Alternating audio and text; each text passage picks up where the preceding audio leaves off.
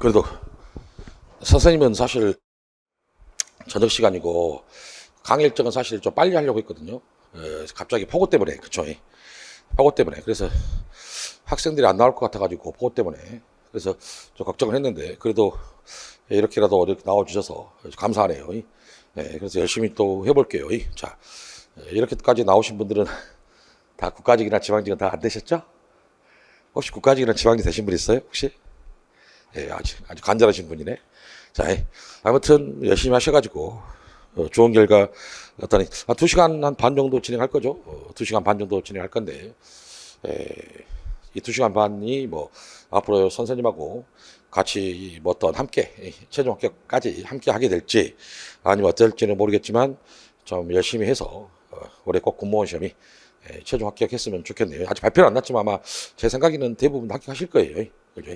자, 그렇게 하고 바로 강의를 진행하도록 할게요. 자,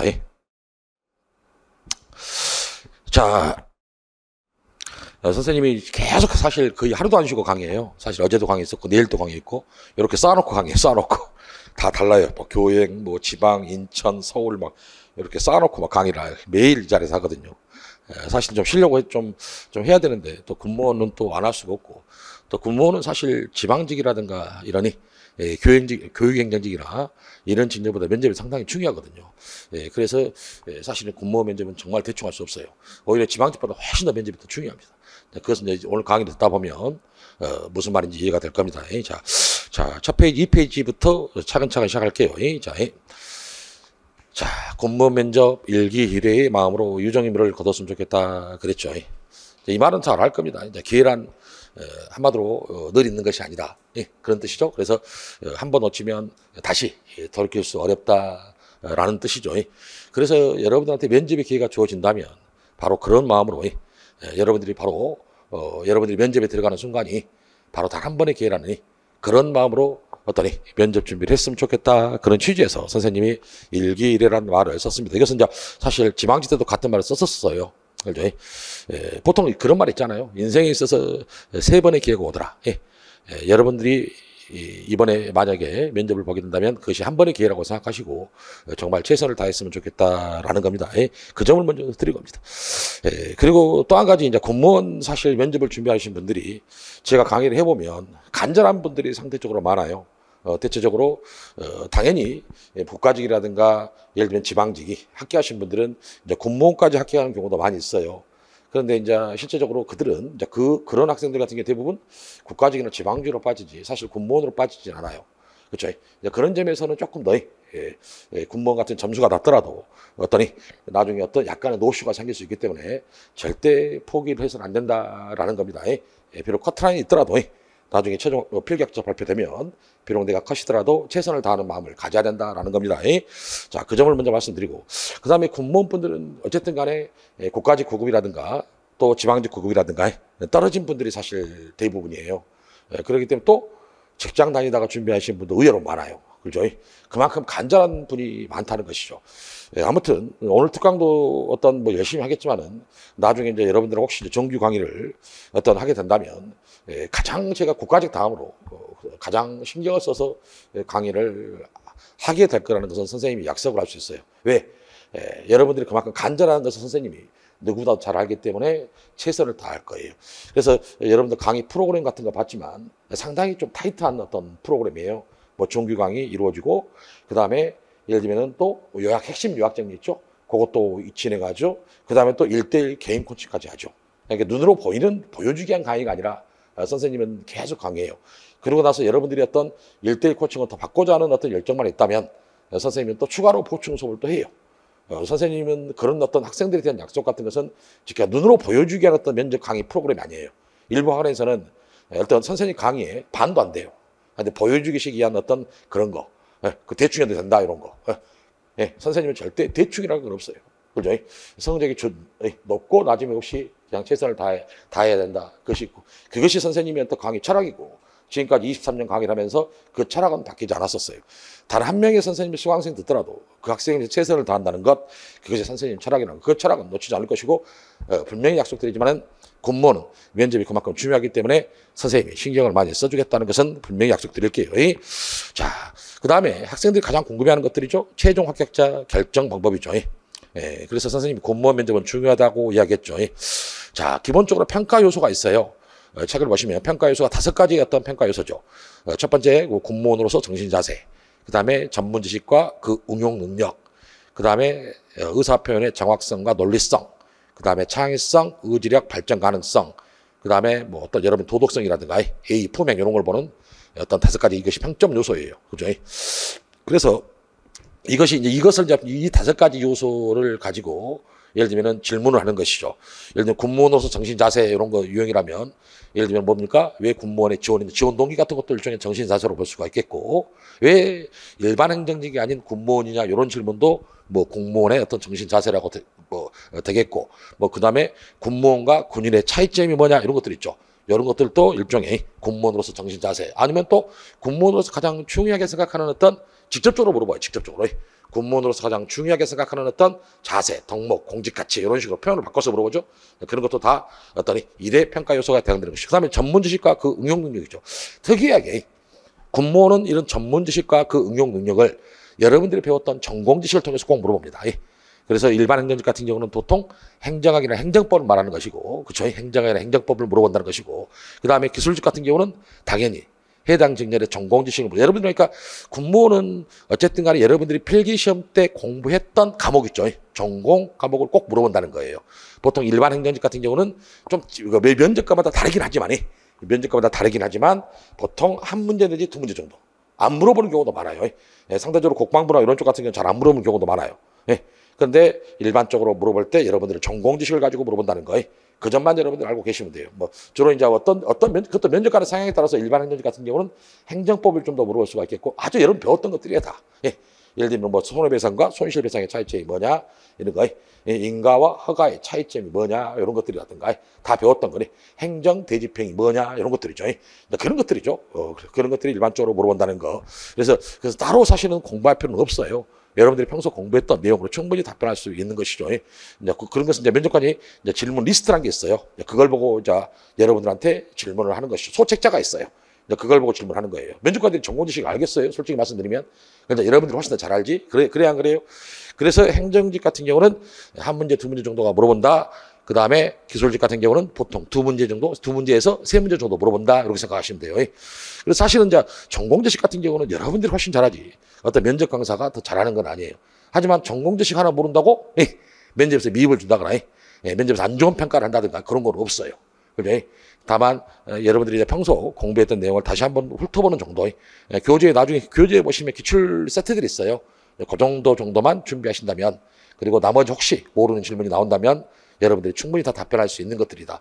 그래서 그런 쪽의 비중은 내가 후기 사례 같은 거 전공직 모두도 필기컷에서 웃음 맞은 사례가 있어요. 내가 한 가지 사례를 내가 넣어놨는데 뒤에서 한번 읽어보시면 될 겁니다. 자, 그 점을 알아야 되고 그 다음에 이제 의사표현의 정확성, 논리성 이런 것들이죠. 얼마나 답변에 논리성이 있냐, 표현이 정확하냐 이런 것들을 알아보는 질문이죠. 여러분들한테 한마디로 어떤 답변할 때 어떤 이런 것들이죠. 면접관 A를 질문하는데 합격생은 얼토당토 않는 B를 답변하는 어떤 그런 것들. 그러니까 면접관의 질문 의도와 다르게 답변하는 사람들이 가끔씩 있단 말이에요. 횡설수설하는 사람들이 있죠. 그런 것들을 보는 것이죠. 그 다음에 창의성, 의지력, 발전 가능성 같은 경우는 여러분들이 앞으로 공무원으로서 일했을 때 어떤 자기개발 측면 같은 것도 물어볼 수가 있겠고, 그렇죠. 뭐 경험을 통해서도 물어볼 수 있겠죠. 경험을 통해서 뭔가 본인이 뭐 열정적으로 했던 경험, 뭐 창의성을 발휘한 경험, 뭐 이런 식으로도 물어볼 수 있겠죠. 그런 것들. 그 다음에 A, 품행, 준법성, 도덕성, 성실성 이런 것들이죠. 여러분들이 어떤 뭐 이런 것들은 상황용으로 간혹 물어보죠. 상황용 이런 것도 많이 물어보죠. 그런 것들이 있다. 그래서 아무튼 이런 어떤 5가지 평가 요소에 따른 질문들이 여러분들이 받는 면접 질문이라고 생각합니다. 이런 것들이 다 뭐더라? 우리 어떤 공무원으로서 어떤 한마디로 어떤 역할 같은 거죠. 일종의 목적 같은 공무원의 목적 같은 공무원이 어떤 우리가 있어야 할 어떤 의미 같은 거죠. 그런 거라고 생각하면 된다 그랬습니다. 아무튼 특이하게 그런데 우리 공무원은 최종 합격자 결정 방법을 필기시험 점수 50%하고 면접시험 점수 50%를 합산해서 여기 에어컨 좀 틀어주실래요? 저게 말씀 땀이 나서요. 자, 아무튼 필기시험 점수 50%와 면접 점수 50%를 합산하네요. 그래서 높은 점수를 받는 사람 순으로부터 이렇게 최종 합격자를 결정하는 거예요. 그러니까 필기시험으로 끝나는 게 아니에요. 이렇게 여러분들의 필기시험 결과가 50%가 반영되고 면접시험이 50%가 반영되는 거예요. 그래서 면접시험이 50%가 반영된다는 것은 상당히 중요한 의미가 있는 거예요. 그죠? 그 점을 여러분들 알아라. 그걸 내가 설명할 거예요. 지금부터. 자, 그래서 작년에 일부 학원에서 했던 말이죠. 일부 학원에서 말하는 면접은 요식행위다. 군무원 면접은 요식행위다. 이것이 버젓이 유튜브 같은 데 돌아다니고 있죠. 어떻게 면접 점수, 시험 점수가 50%가 넘은데, 예를 들면 지방직 같은 경우는 있잖아요. 대부분 보통의 평점을 줘요. 평가 방식이 달라요. 군무원하고. 그렇기 때문에 실제적으로 지방직 같은 경우는 실제적으로 우수 나올 확률은 뭐 서울시라든가 뭐 일부 지역을 제외하고는 실제로 우수를 받을 수 있는 확률은 실제적으로 5%도 안 돼요. 3%도 안 돼요. 실제적으로. 그리고 미입을 받는 경우도 어떻게 보면 3%도 안 될 거예요. 그죠? 대부분 보통으로 쉬엄하죠. 그잖아요. 그런데 어떻게 군무원 같은 경우는 면접이 50%가 어떤 작용을 하는데 어떻게 요식행위를 할 수가 있어요? 그것이 버젓이 왜 그런지 알아요? 그게 여러분들이 있잖아요. 한마디로 수준을 낮게 만들어버리는 거예요. 그잖아요. 하향 평준화 시켜버리는 것이죠. 그잖아요. 아니, 면접을 요식행위를 하는데 수강료를 내고 여러분들이 강의를 들어야 된다? 그럼 말도 안 되는 이야기죠. 그잖아요. 그런 강의를, 요식행위 혼자 준비하면 되지. 체감고사고 아니면 여러분 스터디만 하면 되지. 그러잖아요. 그런 강의는 여러분들이 들어야 될 이유가 없다는 것이죠. 주변에 여러분들이 작년에 군무원을 준비했던 어떤 합격생들, 친구들이라든가 다 물어보세요. 과연 면접이 요식행위였는가? 그잖아요. 실제적으로 필기컷에서 면접에서 일단 좋은 평가를 받아가지고 예를 들면은 합격한 사람들도 정말 많아요. 여러분들이 생각한 거 이상으로. 그잖아요. 그잖아요. 반대로 또 성적이 좋은데도 불구하고 면접 점수를 낮게 받아가지고 떨어진 사람도 있어요. 그렇잖아요. 그걸 여러분들이 정확하게 여러분들은 알고 계셔야 됩니다. 그죠? 아무튼 그것을 여러분들 말씀드리고 그래서 오히려 그래서 여러분들한테 말하고 싶은 것은 성적에 높고 낮음 없이 최선을 다한다는 마음 자세를 가지셔야 된다 그랬죠. 그래서 선생님이 요식행위라고 주장하는 어떤 그런 강의는 들으실 필요조차도 없는 것이고 그 말은 강의를 대충 하겠다는 이야기예요. 그죠? 그런 강의는 여러분한테 도움되지 않는다라는 겁니다. 그 다음에 군무원은 특이하게 일반 공무원 면접은 상중하 평가 방식인데 여러분들은 수우미양가 평가 방식이에요. 이게 좀 특이하죠. 그래서 각각의 면접 평가 요소 항목에 예를 들면 수는 5점이 되는 거고, 그렇죠? 5점이 되는 것이고, 우는 4점이 되는 것이고, 미는 3점이 되는 것이고, 양은 2점이 되는 것이고, 가는 1점을 부여하는 것이에요. 그래서 각 면접의 평가, 이게 웃긴 건데, 예를 들면 보통 면접관이 3분이거든요. 3분. 면접관이 3분이에요. 면접관이 3분인데, 그잖아요. 그러면은 각각의 어떤 5가지 어떤 평가 요소 3분인데, 면접관이 3분인데, 면접관이 3분인데, 이제 A란 면접관이 있고, B란 면접관이 있고, C란 면접관이 있어요. 그죠? 그러면 각각의 어떤 5가지, 1, 2, 3, 4, 5. 각각의 5가지 평가의 면접관들이 이렇게, 예를 들면은 수우미양가로 판단하는 것이죠. 우리가 처음에 불러줬던 5가지 평가 요소 있잖아요. 그걸 말하는 겁니다. 이게, 그죠? 거기다가 이제 면접관을 3분이서, 어떤 사람은 뭐 1번이 뭡니까? 군무원도 정시자. 어떤 사람은 수를 줄 수가 있겠고, 그렇죠? 또 어떤 이 B라는 면접관은 우를 줄 수가 있겠고, 그렇죠? 이 사람은 또 미를 줄 수가 있겠죠. 그렇죠? 그럼 수는 5점이 되는 것이고, 우는 4점이 되는 것이고, 미는 3점이 되는 것이죠. 아따, 양가는 맞으면 안 되겠죠. 양가가 많으면 거의 아무리 성적이 좋더라도, 그렇잖아요. 2점, 1점에 면접의 점수가 나와버린다면 아무리 성적이 좋아도 떨어질 가능성이 높겠죠. 그러니까 여러분들은 최소한 성적 좋은 사람들은 예를 들면 수우를 보통, 그리고 면접이란 게 그렇습니다. 여러분들한테 양가보다는 면접관 심리가, 그렇잖아요. 가급적이면 수우미를 많이 주려고 하겠죠. 상식적으로 생각했을 때, 그렇잖아요. 웬만한 문제가 없으면, 만약 이런 것들 있죠. 만약 전공을 하나도 대답을 못 해버렸어요. 예를 들면은. 그러면은, 예를 들어 아까 말한 것처럼 이런 어떤 전문 지식과 응용 능력, 이런 것들 있죠. 이런 것들에서는 자칫하면 가나 양이 나올 수가 있겠죠. 세 문제 물어보는데 하나도 몰라. 그렇잖아요. 왜? 군무원은 그걸로 평가하니까. 그렇죠? 그런 것들의 어떤 요소가 있을 수 있겠지만은 여러분들이 전공 지식을 하나도 대답 못하는 그런 경우는 없어요. 그죠? 그렇죠. 그런 것들을 이렇게 준다는 이야기죠. 그런데 그러면 이는 이 사람이 또 우를 줄 수가 있겠고, 이 사람이 또 미를 줄 수가 있겠고, 또 이 사람 같은 경우는 수를 줄 수가 있겠죠. 왜? 면접관 A, B, C 세 분 모두 생각하는 사람이 보는 거 AI 면접이 아니잖아요. 그래 안 그래요? 그러니까 생각하는 방식이 다를 거 아니에요. 그래 안 그래요? 그러니까 이런 것들이 다 되는 거예요. 나중에 이것은 이제 합산을 하는 것이죠. 합산을 한다. 그래서 평가하는 것이죠. 기본적으로 이렇게 된다라는 것을 알아야 되고, 재밌는 것이 뭐냐면 문제는 평균 점수가 15점 이상이어야 돼요. 그러니까 평균 점수가 15점 미만이라는 것은 무슨 말이죠? 이상이라는 것은 최소한 15점 이상은 확보해야 돼요. 이렇게 미만이라는 것은 무슨 말이죠? 14, 13, 10이라는 거예요. 그러니까 평균 점수가 나오겠죠. 예를 들면 면접관들이 각각의 어떤 세 분의 평균 점수가 점수를 해가지고 예를 들면 뭡니까? 나누기 3하면 될 거 아니에요. 예를 들면 평균 점수. 평균 점수가 예를 들면 15점 미만일 경우는 무조건 성적이 없이 탈락이에요. 한마디로 우리는 필기 점수와 면접 점수를 합산해서 높은 점수를 받는 사람 손으로 최종 합격을 결정한다겠죠. 구문 면접이. 그런데 문제는 이런 평가를 해가지고 15점 미만이면 소위 말해서 이를 우리는 다른 말로 미입이라고 하는 거예요. 성적에 상관없이 무조건 탈락한다는 것이에요. 자, 어떤 말인지 이해돼야 한대요? 되죠? 그러니까 여러분들은 무조건 15점 이상은 무조건 맞아야지만이 여러분들은 최종 합격자 결정 방법에 들어간다는 이야기예요.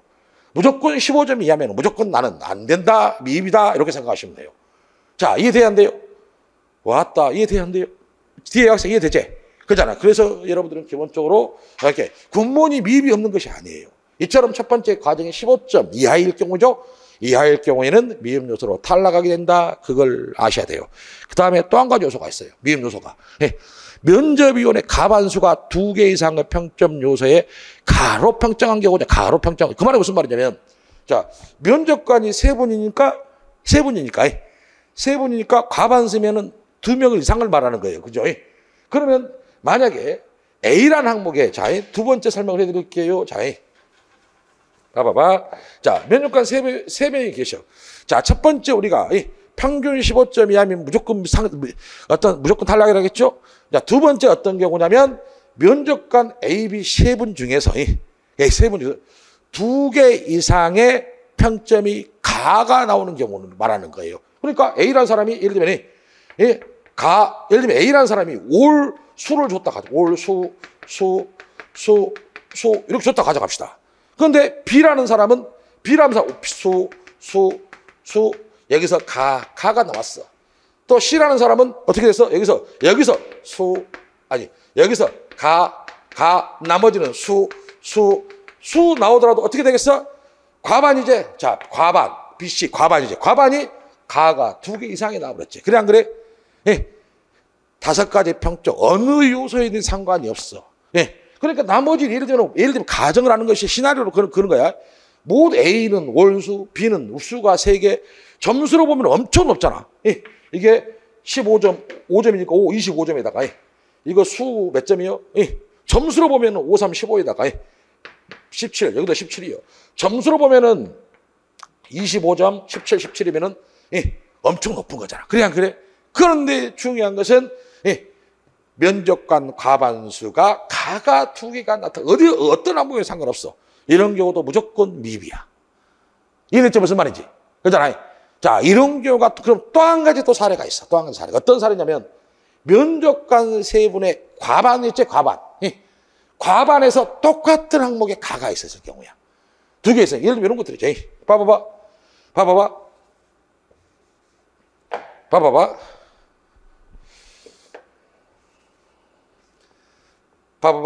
요렇게. 봐봐봐. 이 B 면접관이 A가 B가 될 수 있고 A가 C가 될 수도 있는 거야. 가정을 하는 거야. 이런 경우지. B라는 사람이 월수를 줬어. 그런데 가를 하나 줬어. 5가지. 자료 있다. 학생이. 이 5가지 평가에서 어떤 5번 항목이 뭐였냐면은 A라든가 품행, 준법성 이런 걸 알아보니까 가를 줬어. C라는 사람도 월수를 줬어. 4가지를 월수, 수를 줬어. 여기서 가를 줬어. 이건 2개 이상이 아니잖아. 그런데 어떻게 돼? 또 5번째 똑같은 항목이지. 그래, 안 그래? 이런 똑같은 항목에 또 가가 나왔을 때가 바로 미비요소야. 사실 어떻게 보면은 군무원은 이걸 가장 조심해야 돼. 이거 같은 경우 더 억울하지. 그잖아. 점수가 예를 들면 봐봐. 5, 25에다가 5, 4, 20, 21. 몇 점이 완전히 면접 점수로만 보면 완전 최상위권이잖아. 그래, 안 그래? 그런데 바로 이런 B, C 똑같은 항목 이렇게 똑같은 항목에 가가 나버리면은 이런 것은 안 되지. 똑같은 항목이 아닌 여기가 수고 여기가 가면은 이것은 똑같은 항목이 아니잖아. 그잖아. 이것은 아무런 상관이 없지. 예. 이것은 그대로 어떤 점수가 그대로 어떤 보존이 되는 거야. 그잖아. 그래서 기존 어떤 우리가 면접 방식대로 진행이 된다는 이야기가 되는 것이다. 그 말이에요. 자, 선생님은 이해돼야하는데, 그잖아.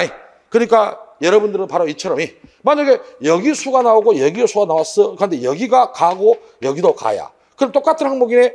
4번 항에 똑같은 항목 이것도 탈락이야. 그잖아. 그래서 어떠니 면접 국무원 면접에서는 소위 말해서 성적에 상관없이 한마디로 최종 합격자 결정 방식에 포함되지 않는 경우의 수가 3가지란 말이야. 평균 첫 번째가 뭐예요? 정리하자면 평균 15점 이하. 두 번째는 뭐예요? 이처럼 똑같은 항목에 예를 들면 과반수, 면접관 과반수면 3명 중에 2분이지 똑같은 항목에 가가 나왔을 경우 그 다음에 똑같은 항목이 아니더라도 면접관 과반수가 2개 이상의 예를 들면 가를 줬을 경우 이 3가지 경우야. 그러잖아요. 이 3가지 경우는 바로 성적에 여러분들은 상관없이 무조건 최종 탈락이 된다. 이렇게 생각하면 돼요. 이 경우만 제고 이제 그리고 나서 이 경우를 제외하고 면접 점수, 필기 점수 50%를 합산해서 그걸 합산해 가지고 높은 점수 순서대로 최종 합격을 결정한다. 이렇게 생각하면 돼. 그렇잖아요. 그렇게만 생각하면 된다. 그랬어요. 자, 이해됐죠? 이것이 바로 군무원 최종 합격자. 그래서 면접이 그래서 중요할 수밖에 없다는 것이죠. 그죠? 자, 그것만 여러분. 그 다음에 좀 더 이해를 시켜버리면, 예를 들면 면접시험 합격자가 선발 예정 인원을 초과할 때에는 필기시험 점수와 면접 더하여 높은 점수를 받은 사람 순으로부터 최종 결정한다겠죠? 그러니까 만약에 필기시험과 면접시험 점수를 각각 50점으로 환산해서, 환산하는데, 합산해서 환산하는데, 예를 들면은 구급 기준, 필기 3문제가 면접 1점과 맞먹는다고 생각하면 돼. 반대로 7급 같은 경우는 필기 4문제가 면접 1점과 맞먹는다고 여러분들은 이해하시면 돼. 그러므로 결코 여러분들은 면접을 소홀히 해서는 안 된다. 그랬어요. 이것들은 다 여러분들이 선배들이 다 분석해가지고 나온 어떤 이런 이야기야. 그래서 거의 이것이 맞다고 여러분들은 생각하면 돼. 그렇잖아요. 그래서 이제 예를 들면 구급기준 필기 어떤 300점 만점을 나누기 6에서 50점 환산하고 면접은 25점으로 만점으로 곱하기 2에서 50점으로 환산할 거라고 여러분들은 생각하면 돼. 그잖아요. 그래서 이런 결과가 나온다 생각하면 돼. 이것을 2학기 선생님이 쉽게 적어놨죠. 그래서 지방직은 그래서 선생님이 말했잖아. 즉 성적이 좋은 사람도 절대로 안일하게 면접 준비를 해서는 안 되는 것이며 성적이 필기 컷이라 할지라도 열심히 하시면 지방직보다도 훨씬 더 많은 기회가 오는 것. 이것이 바로 군무원 면접의 팩트다. 그 말이야. 그잖아요. 그잖아. 이런 군무원 면접의 정확한 면접 결과 평가 방식도 모르는 학원 강사들이 셌죠. 대충 해라. 대충 해도 여러분들은 다 성적순이다. 이런 어떤 아니 지방직을 차라리 그렇게 한다면 선생님 이러다가 군무원 면접을 이렇게 이야기하면 말도 안 되는 것이다. 그 말이에요. 그잖아. 그것을 여러분 말씀드린다라는 거예요. 아무튼 예를 들면은 지방직 같은 경우는 성적이 좋은 분들이 확실히 물론 당연히 군무원도 성적이 좋은 사람들이 조금 더 유리한 것은 맞지. 예를 들면 면접 점수가 하지만 면접 점수 성적이 좋은 사람하고 똑같이 50대 50이니까 면접 점수가 좋아버리면 아무리 성적이 나빠버리면 아무리 성적이 좋더라도 이것을 합산하는 거기 때문에 오히려 안 좋은 결과가 나올 수도 있다는 사실을 실제로 여러분들은 알아야 돼. 그래서 작년에 선생님 같은 경우 이걸 계속 강조했죠. 일부 특정 학원에서는 다 요식행위다 이렇게 강조를 했고 그게 인터넷에 있다니까 버젓이 그잖아. 그래서 작년에 선생님 제자들이 커트라인에서 우수를 받게 한 사람들이 한마디로 면접 점수를 잘 봐가지고 성적이 실제로 성적이 봐봐봐. 큰 차이가 안 나요. 여러분들 알다시피 조밀조밀하게 다 붙어 있잖아. 그잖아. 몇 개 얼마든지 면접에서 뒤집을 수 있다는 경우도 많아. 그래서 실제로 면접 점수를 좋게 받아가지고 최종 합격한 사례가 너무나도 많아요. 그잖아요. 일부 학원에서는 면접을 요식에 대하고 성적 점수가 예를 들면은 아주 상위권인 사람들이 면접에서 점수를 잘못 받아가지고 탈락한 사례도 많아요. 이게 팩트라는 거예요. 팩트. 그잖아요. 봐봐봐. 그러면 봐봐봐. 선생님이 왜 이런 이야기를 하냐. 최소한 선생님이 20년, 23년 강의를 하면서 진실을 말하려고 하죠. 여러분들은 이런 성적 좋은 사람들이 이런 말 하면 싫어하겠지. 그래, 안 그래? 이런 거 자세히 설명해 주면 싫어하겠냐, 안 하겠냐?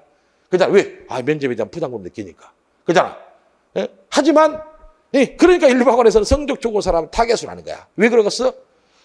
그렇게 해야지만이, 면접은 대충 해도 돼. 그냥 몸만 풀어도 돼.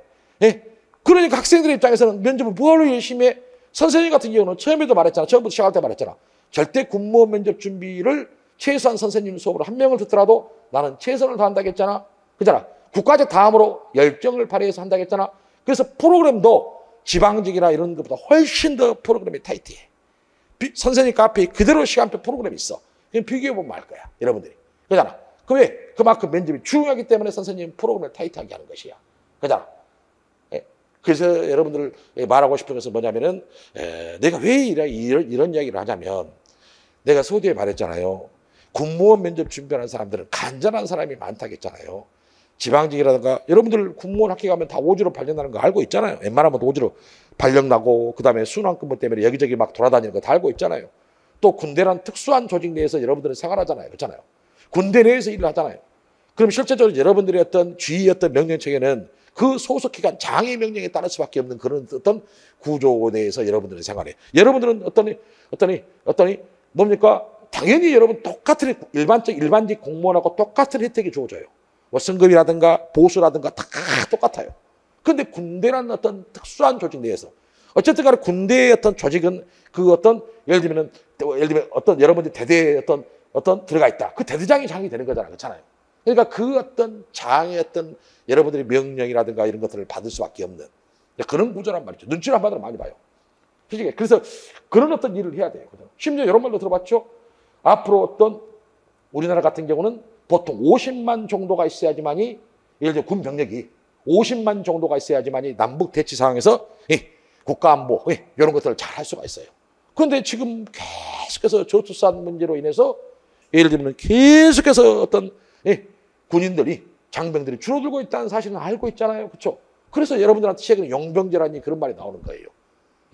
그런 말이 왜 나오겠어요? 그러죠. 그래서 여러분들한테 저출산 문제 해결 방안도 가끔씩 물어보는 거예요. 왜?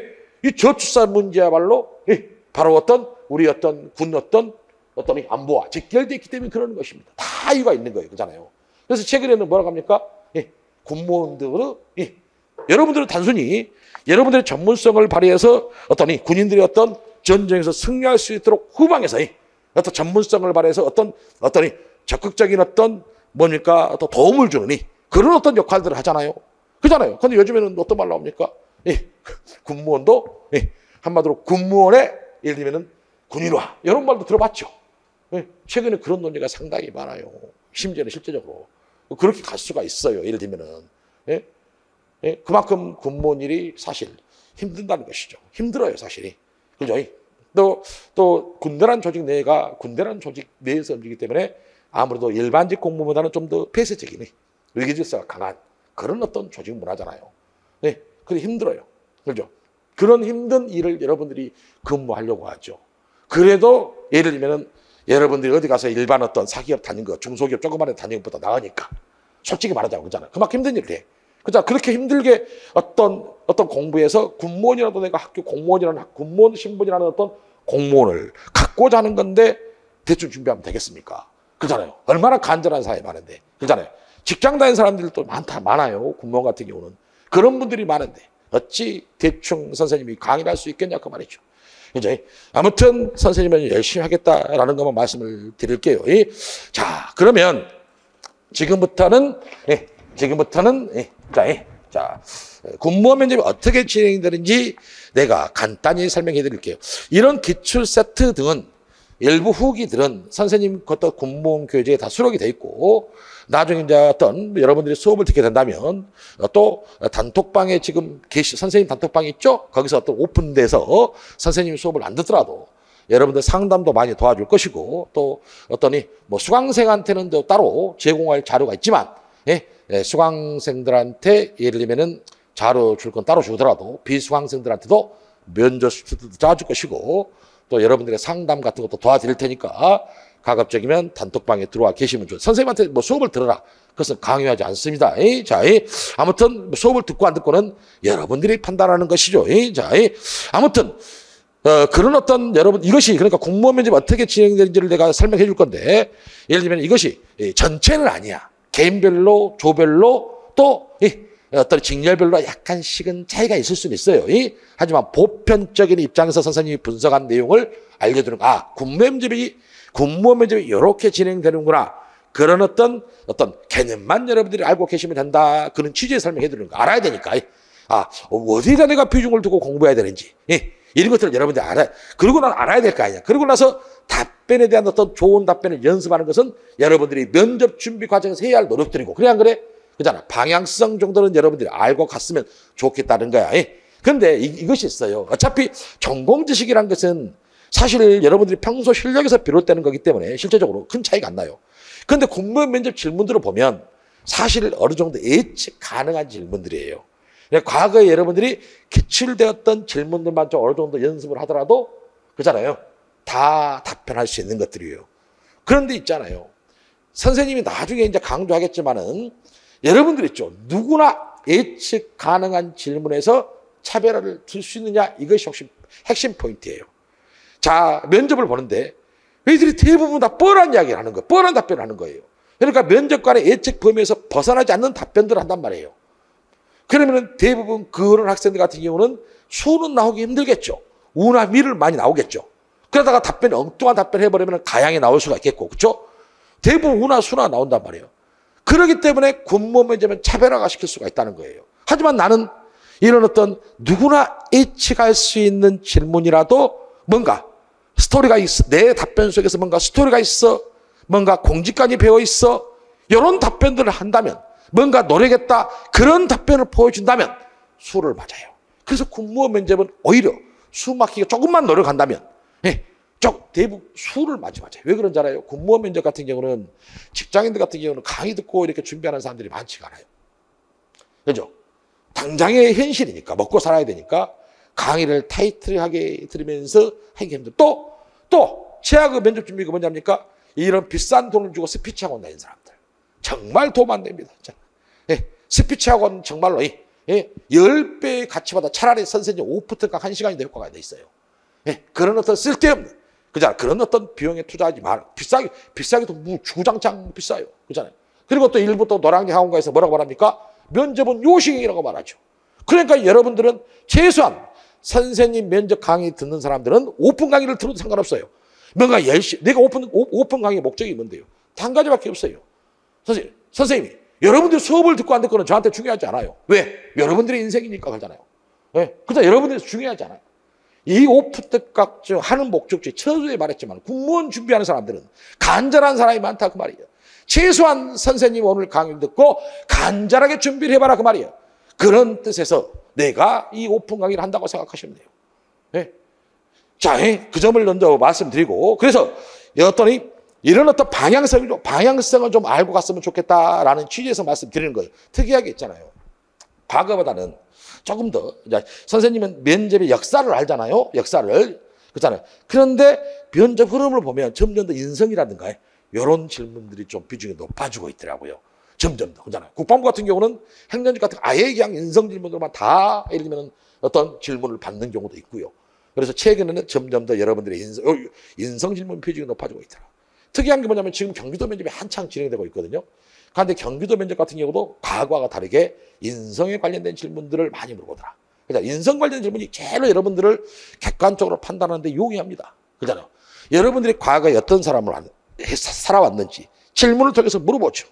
그러면 여러분들이 이야기를 하잖아요. 그 면접관이 여러분들의 어떤 경험 속에서의 과거에 이 사람이 어떤 삶을 살아왔는지 알아요. 느껴져요. 느껴지는 게 있어요. 그리고 예를 들면 뭐 갈등이 생겼다. 저 보세요. 갈등을 해결한 경험 말해봐라. 이런 거예요. 그러니까 사람마다 그 갈등 해결 방법은 다르겠지. 그렇잖아. 어떤 사람은 갈등 상황 속에서 내가 양보한 경우도 있는 사람도 있겠고, 그런 이야기로 풀어가는 사람도 있겠고, 어떤 사람들은 그 갈등 상황에서 내가 뭔가 더 이겼다라는 어떤 그런 경험을 풀어가는 사람도 있겠고, 어떤 사람은 갈등 경험을 서로 윈윈하는 그런 어떤 사례로 풀어가는 사람도 있겠지.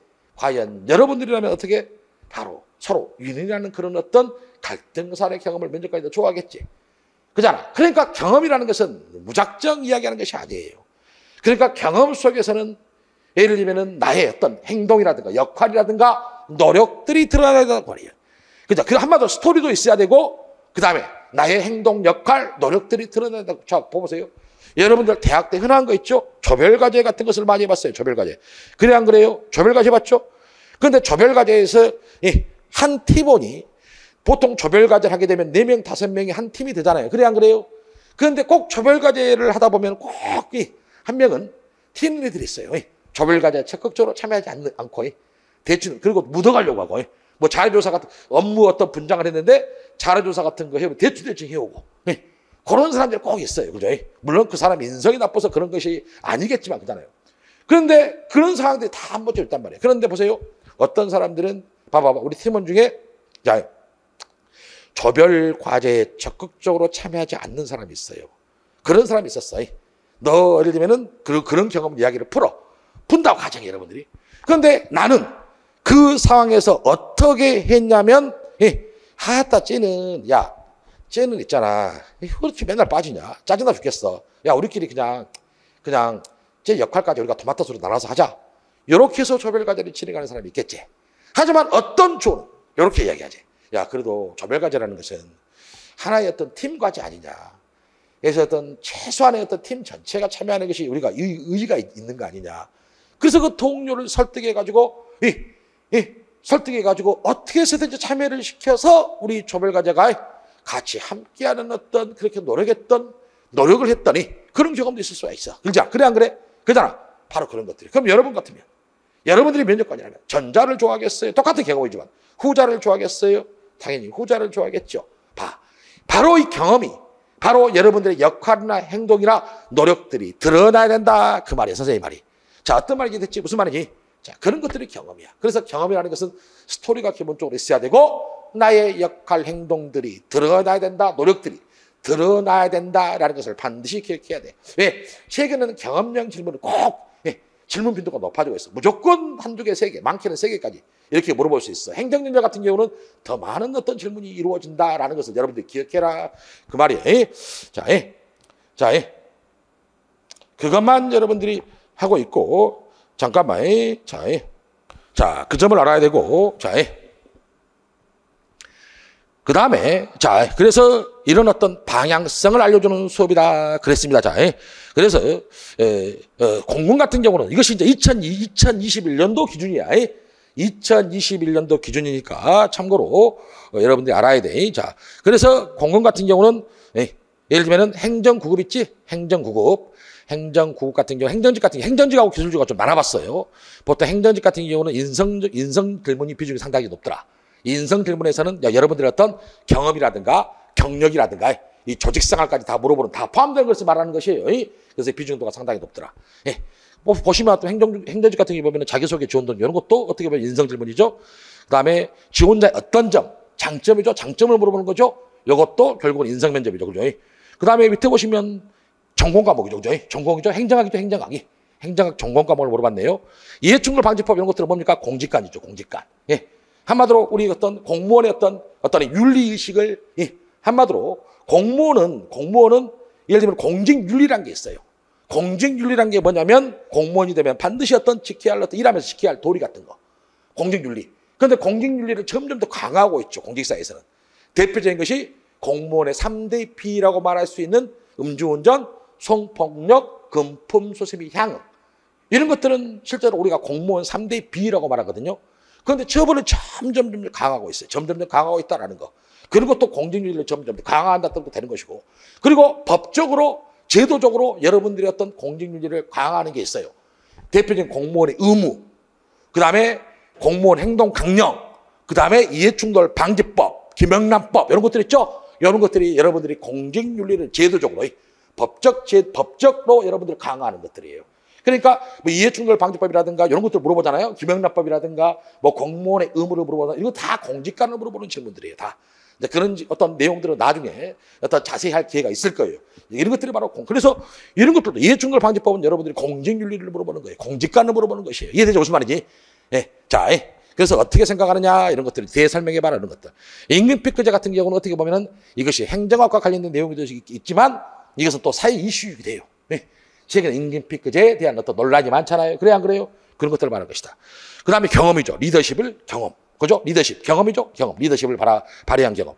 이것도 마찬가지. 리더십 같은 경우도 똑같은 사람이에요. 옛날에서 원하는 리더십하고 현대 사회에서 요구되는 리더십 경험은 달라요. 옛날 시대 있죠. 과거에는. 현대에서 과거에는. 리더십 같은 경우는 뭔가 좀 강력한 리더자가 필요했어요. 그러니까 내가 뭔가 모든 것을 계획하고 내가 주도해서 한마디로 어떤 따라오게 만드는 것.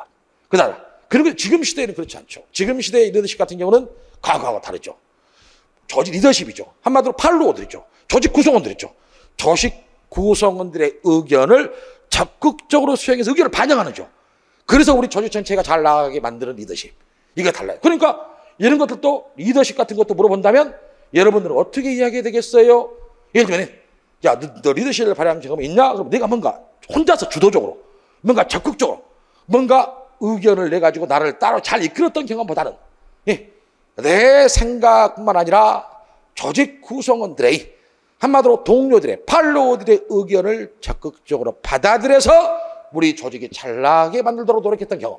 이것이 현대사회에서 요구하는 리더십이라는 거예요. 이해되죠? 무슨 말인지. 그러니까 당연히 그런 경험 이야기가 나와야 된다는 이야기지. 그래서 경험은 항상 무작정 말만 하는 게 중요한 것이 아니다라는 것을 여러분한테 알려드리고자 하는 겁니다. 자, 그 다음에 성과. 이것도 경험력이죠? 성과 이런 거. 봐봐. 나의 성과에 대해서 알아주지 않는다면 어떻게 할 것인가? 이런 거. 이것도 공무원의 자세를 물어보는 겁니다. 공직사회에 있잖아요. 공익 실현이 목적이에요. 그래 안 그래요?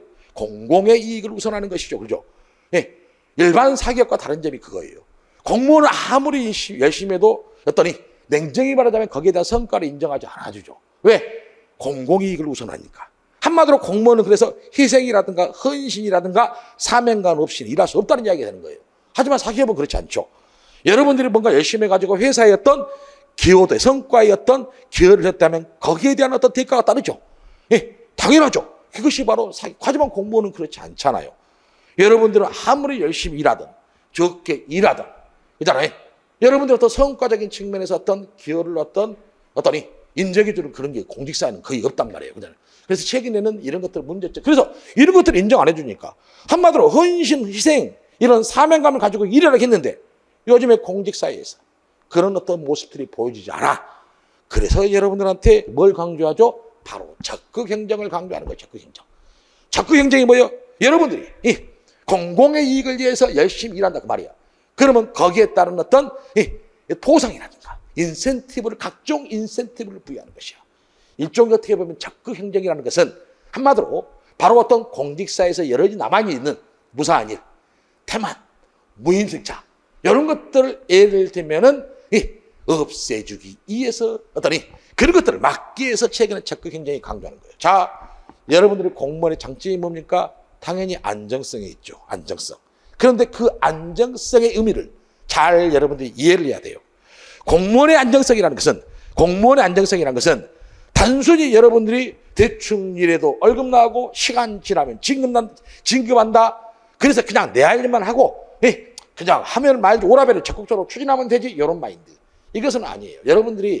여러분들에게 한마디로 안정성을 확보해 주는 이유. 그 말은 다른 말로 뭐라고 합니까? 신분보장을 해주는 이유가 뭡니까? 그것은 딱 목적이 있어요. 여러분한테 신분보장 통해서 안정성을 보장해 주는 이유는 한 가지는 뭐더라? 여러분들이 가지고 있는 끼와 재능이죠. 다른 말로 뭐라고 합니까? 창의성이라든가 자율성이죠. 그러한 것들을 창의성이라든가 자율성을 여러분들 적극적으로 활용해서 뭐야? 우리 국민의 삶의 질에 기여하라. 그래서 여러분들한테 바로 신분보장을 해주고 바로 안정성이라는 통해서 확보를 해주는 이유가 바로 그거예요. 여러분들의 자율성이라든가 창의성을 적극적으로 발휘해서 국민의 삶의 질에 기여하라. 이것이 바로 여러분한테 신분보장해 주는 이유라 그 말이야. 안정성을 보장해 주는 이유라 그 말이야. 하지만 그렇지 않잖아. 공직사에서 여전히. 그잖아. 마치 그것이 목적인데. 그것이 목적인데도 불구하고 공직사에서 태만하는 사람들이 생기고 무임승차하려는 사람이 생기고 그잖아. 그래서 이런 것들을 여러분한테 물어보는 어떤 질문 유형 중에 하나라고 생각하면 돼. 그래서 신분보장의 중요성 해주는 이유 요것도 여러분들은 다 알고 있어야 된다 그랬어요. 그 다음에 마지막 한마 같은 거 있었네. 그 다음 수사직 같은 경우 자기소개 그 다음에 이 전공이라는 것은 대학교 전공을 말하는 거야. 야, 블라인드 면접이라는 게 있어요. 여러분들 블라인드 면접 중에서 이 학교명 이런 것은 안 돼요. 직장명 이런 것은 안 돼요. 부모님이 공무원 이런 건 안 돼요. 대신 전공이라든가 뭐 동아리라면 구체적인 동아리 어떤 동아리라든가 또 직장에서 어떤 일 했는지 이런 것들은 다 이야기해도 상관이 없어요. 그런 것들은 우리가 구체성이라고 이야기하죠. 구체성 이런 거 그것만 취하시면 돼요. 그냥 그 전공을 물어보는 겁니다. 아무래도 전공을 물어보는 이유는 기술직 같은 경우 전공을 많이 물어봅니다. 왜 그런지 알아요? 전공과 학교 간 진로과 연관성이 있는지를 간접적으로 파악하기 위한 질문이라고 생각하시면 돼요. 그죠? 그러니까 여러분들은 뭘 준비해야 돼? 기술직 같은 경우는 전공이 내가 학교 간 진로에 어떤 도움이 될까? 이걸 준비해야 되지. 그잖아. 그러니까 전공이 뭐예요? 이렇게 물어보더라도 네, 땡땡땡입니다. 그 면접관 후속 질문이 하겠지. 그 전공과 다른데 왜 사기업을 지원하지 않고 혹은 전공이 다른데 왜 이 직렬인가요? 이 두 가지 질문이 후속 질문 하나는 들어오겠지. 그러니까 여러분들은 바로 면접 준비를 잘하는 방법을 알려줄게. 전공이 뭐예요? 이렇게 보다 면접까지 듣고자 하는 것은 둘 중에 하나잖아. 전공이 이 직렬과 다른데 만약에 전공하고 직렬하고 같다면 더 좋지. 나는 전공이 이겁니다. 그래서 내가 학기 간 직렬에 이 전공은 어떤 도움이 될 거다. 이렇게 이야기하면 되겠지. 그래 안 그래? 만약에 전공이 달라. 하지만 연관성을 차지하지. 내 전공은 다르지만 이것은 내가 어떤 군수직 혹은 뭐 수사직, 기타직 하는 데 있어서 어떻게 도움이 된다. 이걸 알아야 돼. 그러니까 전공이 다른 사람들은 뭘 알아야 되겠다? 도대체 내가 학교 간 직렬이 무슨 일을 하는지를 명확하니 여러분들은 알고 있어야 된다라는 겁니다. 밖에 뭡니까? 누굽니까? 밖에 누구예요? 자, 왜 사람이 그래? 자, 그걸 말하는 것이죠. 이해돼야 안 돼요. 그렇잖아요. 그러니까 여러분들은 뭐요? 여러분들은 바로 어떤 전공이 다르다 그러면은 그러니까 그것이 면접 준비라는 거야. 알려주는 거예요. 여러분들은 맨날 그러잖아. 기출문제만 달랑 외우잖아. 전공이 뭐야? 전공 이렇게 답변할. 그게 아니라니까. 남들과 답변을 잘하는 방법, 남들보다 면접을 잘 보는 방법, 남들보다 수를 더 많이 받는 방법, 이런 것들이 바로 이런 식으로 뭔가 구체성 있게 준비를 해야 돼. 그잖아. 그러니까 당연히 비전공자 같은 거 어떻게 되겠어? 당연히 무슨 일을 하는지 알아야 되겠지. 그래야지 내가 학교 간 전공하고 연결을 시킬 수 있겠어, 없겠어? 시킬 수 있겠지. 바로 그렇게 면접 준비를 하는 거라 그 말이에요. 자, 어떤 느낌인지 이해돼야 안 돼요? 왔다. 이해돼야 안 돼요? 그잖아. 지금도 예를 들면은 봐봐봐. 여기서 예를 들면 봐봐봐. 여기서 지금 선생님이 그 공무원 단톡방에서 지금 오픈 강의를 하고 있잖아. 어떤 사람들은 오픈 강의를 열심히 듣고 있어. 어떤 사람은 공무원 단톡방에서 벌써부터 스터디나 이야기하고 있다 이 말이야. 과연 여러분들은 어떤 사람이 면접 준비 잘 보겠냐? 여러분 현장에 나와 있는 사람들. 그리고 지금 라이브를 통해서 열심히 메모하고 뭔가 하나라도 얻어가려는 사람들. 그잖아. 그래야지 그런 사람들이 당연히 어떤 좋은 평가를 받을 수밖에 없겠지. 그건 당연한 이야기야. 그잖아. 아니 왜 시간을 낭비하냐 그 말이야. 그잖아. 지금 벌써부터 학교차 발표 스터디가 중요해? 아니잖아. 그잖아. 그렇다면 이 오픈 특강을 한다면 오픈 특강을 하나라도 더 배우려고 그 시간에 나 같으면 선생님 같으면 아직 간절하지 않다는 이야기야. 그잖아. 그래서 선생님은 공부를 열심히 안 하는 사람 별로 안 좋아합니다. 스타일이. 그잖아요. 뭔가 잡담 사담하는 거 이런 거 자체를 별로 안 좋아합니다. 선생님은.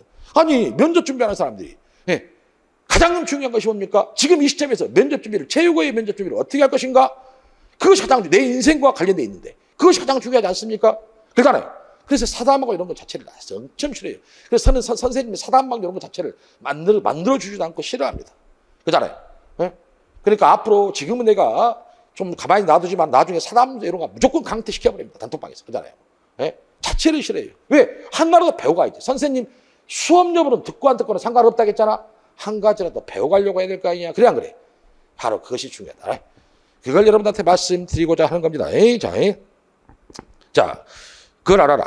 그래서 수사직 같은 경우는 전공 이런 것들 내가 이런 것들을 단순히 기출문제 읽어준 것이 아니잖아. 그러니까 오늘 강의만 들어도 여러분들의 면접 준비 얻을 게 많아요. 그잖아요. 여러분 다른 데서 오픈 강의 들어봐. 이런 거 해줘? 안 해주잖아. 바로 실제로 연결시키고 또 면접 잘 보는 방법까지 알려주잖아. 그잖아. 그런 것들이 바로 면접 준비다. 그 말이에요. 그 다음에 뭐 수사직을 지원한 이유는 특별한 이유겠죠. 그 다음에 직업 같은 거. 나이가 좀 있다 이런 거 물어보니까 나이가 좀 있어 보이겠네. 블라인드 면접 맞아요. 그런데 예를 들면은 여러분 딱 보면 알아요. 나이가 좀 있겠다. 사회경험 있겠다 없겠다 그런 거 금방 압니다. 그잖아요. 그런 것들을 말한다 그겁니다. 밖에 누구예요? 왜 사람들이 그러지? 쳐다보고 그러지? 희한하네. 자, 그 다음에 직업으로. 그 다음에 일반 공무원이 왜 공무원? 이것도 자주 물어보죠. 이것도 진정성. 이건 진정성을 여러분 답변을 물어보는 거야. 그잖아. 일반 공무원이 아닌 왜 공무원이 지원했느냐. 물론 당연히 군무원만 지원했다면 군무원에 지원된 명확한 지원 동기가 있겠지. 하지만 대다수 어떤 여러분들이 지방제나 국가직을 준비했겠지. 그잖아요. 그러면 이런 것도 보고 어려워. 나 같으면 내가 만약에 이런 거 물어봤어. 왜 일반 공무원이 저는요 사실 원래는 어떤 국가직의 목표였습니다. 그런데 실제적으로 국가직에서 안 좋은 결과를 받았고 또 지방직조차도 사실 안 좋은 결과를 얻었습니다. 근데 운 좋게 군무원 합격했습니다. 아마 어떤 제 길이 군무원이 아닌가 생각했습니다. 사실은 어떤 공부할 힘도 더 여력도 없습니다. 여력도 없습니다. 사실은 수험 기간이 생각보다 길고 그래서 군무원에 어떤 저는 하려고 저는 하지만 내가 이번에 면접 준비하면서 군무원의 매력이 좀 있었습니다. 공부를 하니까 군무원은 이러이러한 매력이 있었습니다. 그래서 저는 그래서 군무원에 내가 이제 합격하게 된다면 최선을 다하겠다. 이게 진정성이 돼 있잖아. 매력 이야기를 좀 해주고 진정성 군무원에 대해서 알기 위해서 이런 점이 나하고 맞았다. 이런 점이 매력이 있었다. 이것만 더 필요하면 되잖아. 근데 너희들이 맨날 군무원은 뭐 국방 국방 어떤 뭐 무슨 계획이니 뭐니 국방 계획 5.0 2.0이니 이런 말하면서 진정성 없는 답변. 군무원도 있잖아요. 면접관들이 진정성 있는 답변을 좋아합니다. 거짓말인지 아닌지 그들은 더 일하게 알아요. 요놈이 거짓말 치고 있구나. 진정성 있게 이야기하면 그런 거 금방 합니다. 이것들은 바로 진정성을 알아보는 질문이라고 생각하셔야 돼요. 단순히 여러분들이 군무원에 대해서 얼마나 아느냐 이게 중요하잖아요. 자, 그 다음에 또 육해 공군 중에서 국방부 중에서 왜 공군이냐 이런 것들이죠. 공군이냐 이런 것들. 그 다음에 군사 법원부 이런 것도 또 만약에 여학생이라면 이런 것들 남학생이라면 복지 이런 정책들을 다 보는 거야. 사실 이번에 신중을 기했습니다. 이것이 마지막인 만큼. 그래서 이번에 육해 공군 국방부 예를 들면 복지 정책에 대해서 잘 훑어봤다. 그런데 가장 그래도 복지 정책이 가장 좋았던 것이 바로 이런 점에서 이거였다. 그리고 나서 그래서 내가 이것을 알아본 이유는 더 일을 잘하기 위해서 평생 내가 앞으로 어떤 그 일을 해야 되기 때문에 이런 점까지 고려해서 했다. 이런 것도 하나의 답변이 될 수 있다. 그 말이 선생님 말이. 어떤 말이 이해되죠? 무슨 느낌이 이해되지? 그걸 말하는 것이다. 그 다음에 군사법원법 개정 내용 아는 대로 말아. 이것은 상당히 어려운 질문이죠. 어려운 질문이죠. 그 다음에 갈등 상황 어떻게 경험이죠? 그 다음에 전공. 당연히 수사직이니까 형사소송법이라든가 뭐 위법 시입증거 이런 걸 물어보겠지. 아주 기본이에요. 사실 이거 수사 구급 준비하는 사람 요거 보는 사람 누가 있어? 요거 모르면 간첩이지. 그다음 다 배운 거지, 얘들아. 얘는 전공도 물어본다는 거. 그 다음에 경험령. 그 다음에 공직가치. 그것도 물어봤네. 그 다음에 마지막 할 말. 봐봐봐. 그래서 공공 같은 경우는 보통 최근에 보시면 이렇게 골고루 물어보는데 다 골고루 물어보잖아요. 최근에는 이런 인성이라든가 조직생활이라든가 이런 경험력, 경력 이런 것들 비중이 높아지고 그 다음에 공직관, 뭐 전공, 뭐 군이슈, 기타 이렇게 골고루 물어보더라 그 말이에요. 그래서 꼭 그런 거 개인마다 좀 달라요. 비중도는 이 정도만 알고 있으면 된다라는 겁니다. 자, 잠시 쉬었다가 바로 다음 페이지부터 진행할게요. 자, 라이브 잘 듣고 있죠? 자, 잘 듣고 있죠? 자, 열심히 들어주세요.